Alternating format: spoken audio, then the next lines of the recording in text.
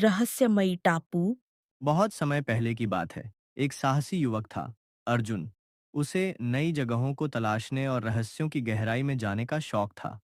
एक दिन उसे एक पुरानी किताब मिली जिसमें एक रहस्यमयी टापू का जिक्र था, मौन टापू, जहां न कोई बोलता है न कोई आवाज होती है, लेकिन वहां अपार खजाना छुपा है। अर्जुन ने तय किया कि वह इस टापू की सच्चाई जानेगा।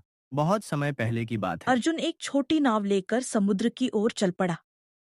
कई दिन और रातें गुजर गईं।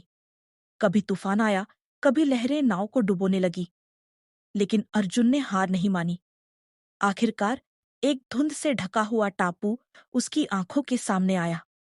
चारों ओर खामोशी थी, इतनी कि अर्जुन को अपनी सांसें भी तेज लगने लगी।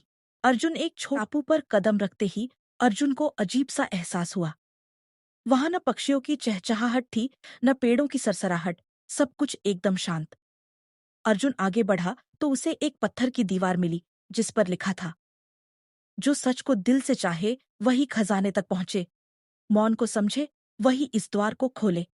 अर्जुन ने ध्यान से देखा। दीवार पर एक गोल छेद था। वह चुपचाप वहां बैठ गया और सोचना शुरू किया। तभी उसे समझ आया, यह द्वार आवाज से नहीं, मौन से खुलता है। उसने आंखें बंद की, मन शांत किया। कुछ देर बाद दीवार से एक हल्की सी रोशनी निकली और द्वार खुल गया। भीतर एक बड़ी गुफा थी, जहां अनगिनत सोने चांदी के सिक्के और रत्न थे।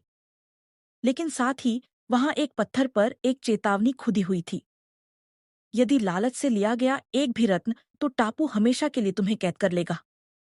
अर्जुन मुस्कुराया और बोला, मैं केवल सच्चाई जानने आया था, खजाना मेरा उद्देश्य नहीं। उसने कुछ भी नहीं लिया।